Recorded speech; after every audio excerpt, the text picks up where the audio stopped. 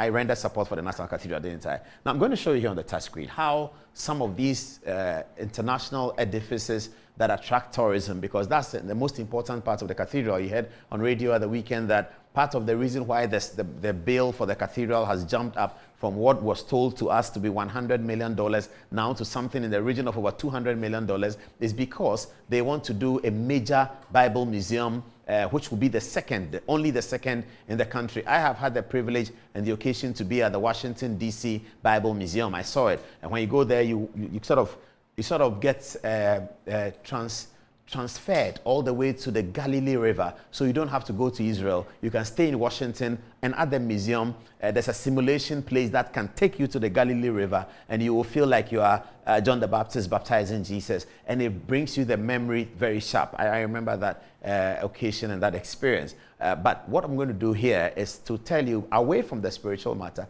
there are reasons why countries embark on some of these things. Okay, so here we are.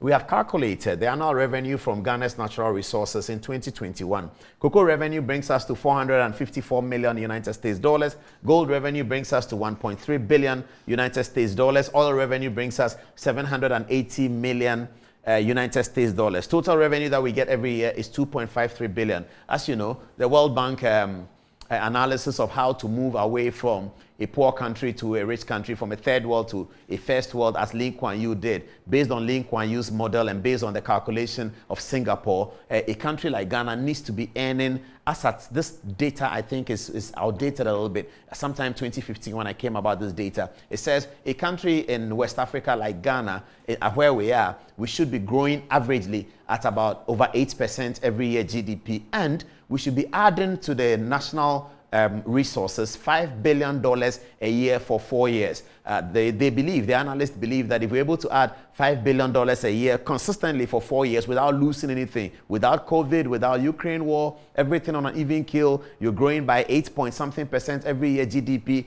And if you're able to bring in $5 billion a year for 4 years consistently, then you will move from underdeveloped to a developed situation. So let's see how possible this is. Currently, Ghana is making 2.53 billion. That's about half. And as I said, the data is a bit outdated. So today, I'm not sure what the figures are. Most likely, it's gone up a little bit, from say 5 billion to 6 billion. But let's move on. All right.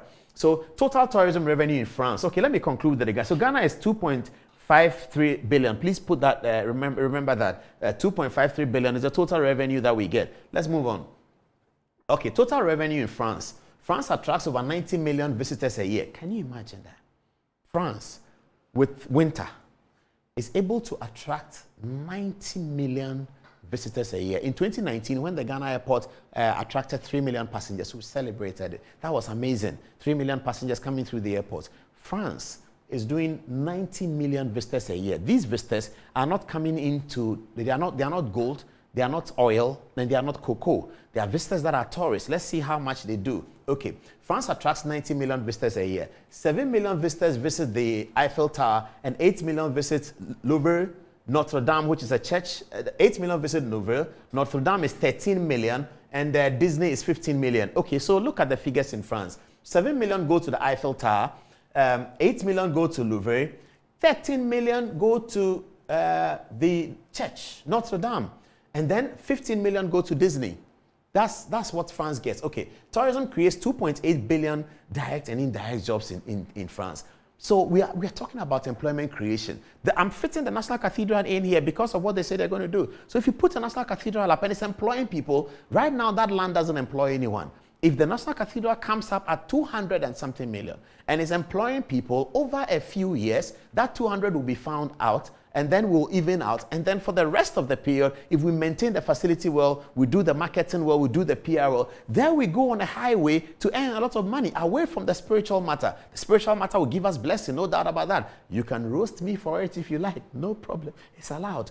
But it will bring us a spiritual undertaking and awakening. However, it's not just that. It's going to bring us revenue. That revenue will be blessed. So this is what you see is happening. So even if we spend 200 million, when France, today, France, they don't have everything. They have people sleeping on the street. They do. Yes, it's better than Ghana. There's no doubt about it. But they also do have teething problems. Petrol has gone up in France. There's a lot of poverty in parts of the French Republic. But here is the data. Tourism creates 2.8 billion direct and indirect jobs. Total revenue from tourism 2021 was 198.3 billion.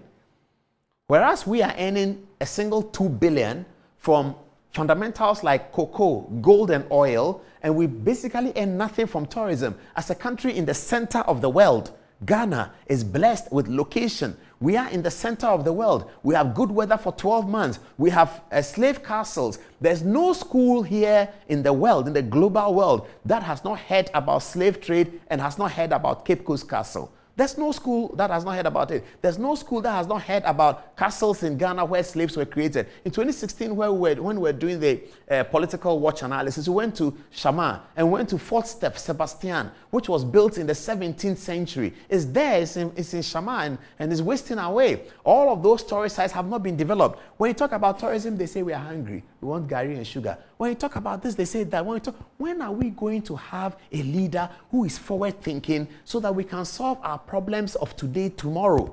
A forward-thinking leader who is going to say, I'm going to do these things. That's what France has done. So I'm fitting the National Cathedral into this context. That is not just a spiritual matter. It also has other purposes. And to do those other purposes is expensive. You're going to put a lot of money in it. Money that could have done a lot of things. But if you use the money to do a lot of things, those lot of things might not even be totally solved. All that money you had today, they were talking about floods.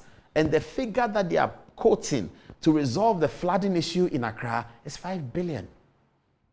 5 billion. So if you say that, oh, and the floods are coming, we don't have water, and we are doing National Cathedral, the 250 million is not 5 billion. But the 250 million, when it goes in with your blessing, which is subjective, I have to say, I believe that, you don't have to believe it, but this is not subjective. The tourism attraction is a potential. It's a clear potential that is based on scientific analysis. So those of you who have been to school, here is yours. It's a scientific analysis. It's not, those of us who have not been to school, we are superstitious. No problem. We like that. We want to be superstitious because there is a God. We believe that. Those who have been to school, there's no God. This is superstition. Let's deal with reality. Here's the reality for you. This is the reality for you. You see, I like something Apostle Paul said. Those days, when he was preaching in Greece, you know that Greece is very philosophically oriented. And that's where Plato and Aristotle, all the things we are talking about, they are very philosophical in their orientation. Apostle Paul is a Jew. He comes from Jerusalem, and he's preaching to them. And then they are telling him that this is your superstition you are talking about. What should we do with it? And Apostle Paul tells them that I have learned more than you. Galileo that you are talking about, I learned under him. I've learned philosophy. I've learned more law. I've learned science. I've learned everything. But all the knowledge I have does not compare to the knowledge of Christ. That's what Paul told them, and they kept quiet. And they said, hey, the man is a philosopher. He said, I'm more than a philosopher. I'm a lawyer. I'm everything. Go back to Jerusalem. The famous teachers you talk about, I learned under their feet. You talk about them in Greece because you heard about them. I learned under their feet. But all that knowledge does not compare to the knowledge of Christ. So those who say they have been to school and okay, no problem. Cathedral spiritual is subjective. Here is your objectivity. So this is what France does. So tourism is creating 2.8 billion direct and indirect jobs. Total revenue from tourism in 2021 in France is $198 billion. And that's the equivalent of, that was euros, sorry. 198 billion euros. That's the equivalent of 206.751 billion.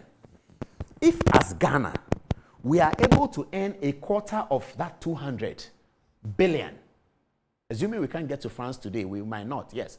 But if we can do something, because we have the potential, we are sitting in the center of the earth, we have a good weather all year round. What I mean is we don't have winter. It's all year round. It's there. Sometimes it rains. Beyond that, we have a good weather. So if we fix this and people are coming to our country, and they are bringing us all together with Cathedral, with Boti Falls, with Cape Coast Castle, everything renovated, with the Jerusalem in Accra, the Cathedral where you can have a Bible museum.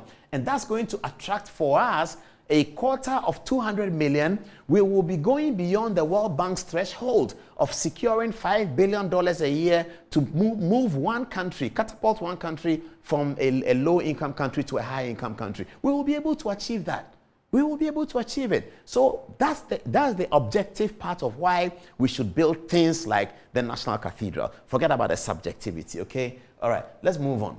Spain accrued a total of 100 billion United States dollars out of tourism in the year 2021. And before COVID, i.e. 2019, Spain made 154.74 billion euros from tourism alone. So the movement of human beings, sorry, I have to pull my trousers up. The movement of human beings to come to your country to see something is probably a better earner than the gold under the earth. It's probably a better earner than the oil under the sea. It's probably a better earner than all the other things that you can think about, copper and all the zinc and all that. Because countries that don't have that are getting people into their country, attracting one individual to come to your country. At the Kotoka airport, just as he gets out of the airport, he spends $20, $10, $15, this, that. If you have 1 million people doing that and all the money spreading around Accra, you are creating employment opportunities. That's the way to build a modern country in a global economy. Yes, we need leaders who can think. We need leaders who are not corrupt. We need leaders who are protecting the national purse. We do that. Yes, that's very, very necessary. In addition to that, we also need these things that brings human beings in droves into our country, and then they can spend money. For them to do that, when they come to our country, they have to see something. I'm not talking about see something, say something. No, they have to come to the country and come to something. Okay, so let's move on. The total revenue from Ghana's major resources is less than 1% of revenue generated from just tourism in France. And this is a clear evidence of the importance of building a tourism economy. I like the way we could put it.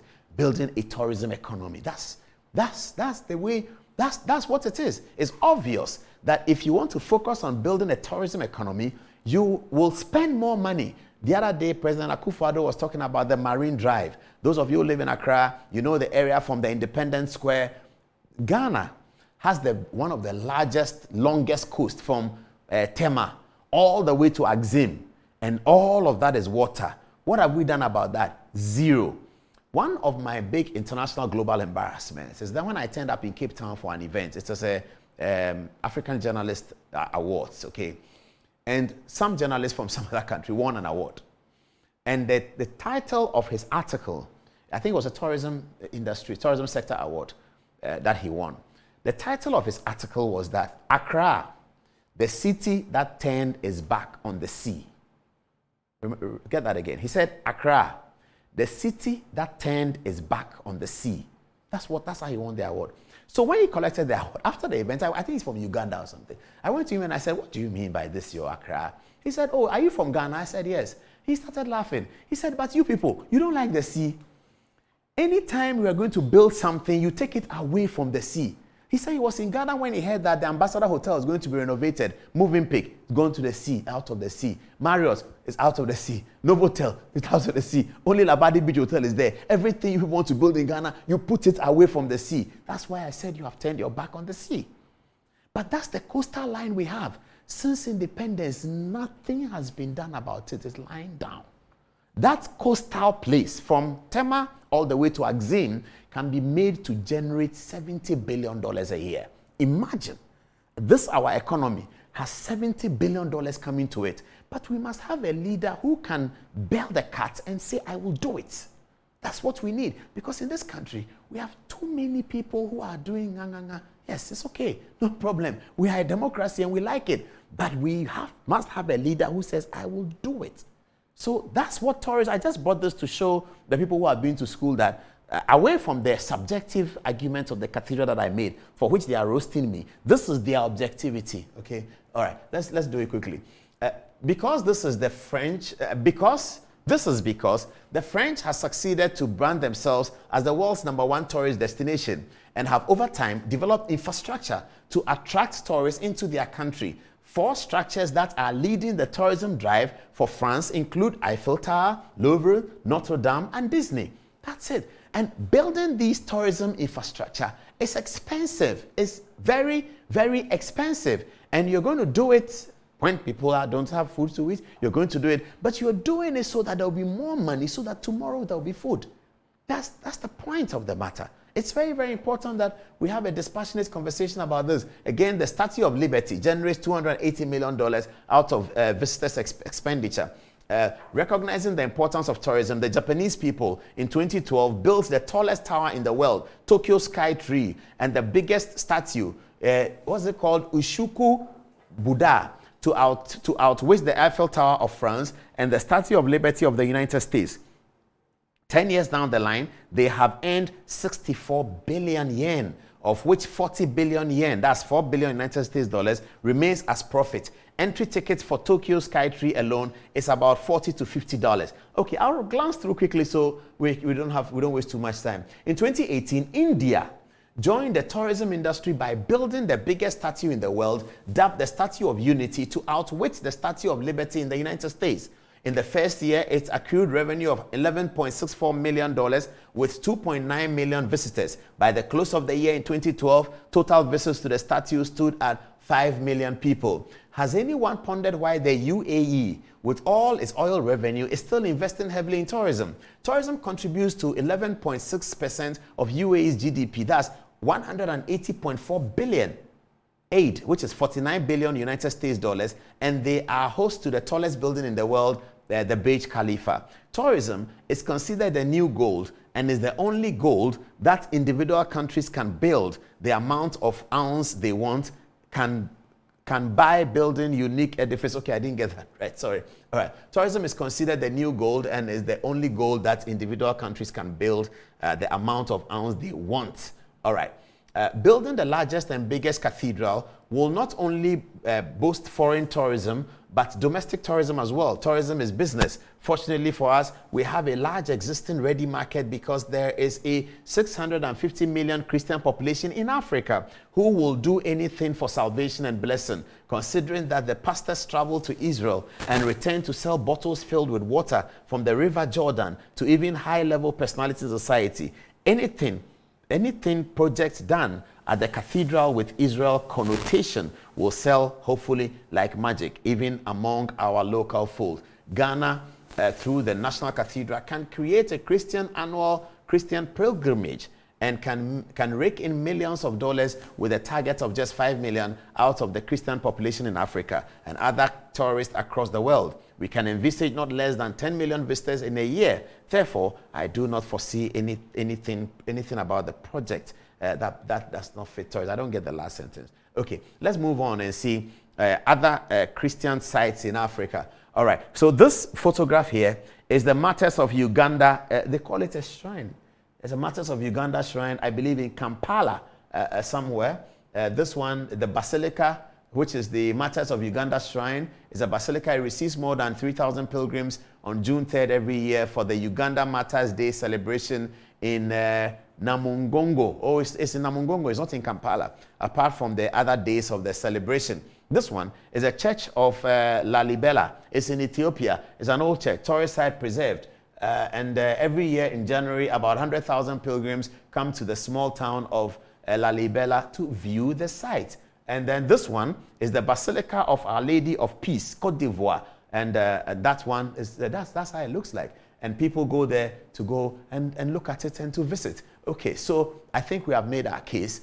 We have made the objective case of the reason why we should have a national cathedral. Okay.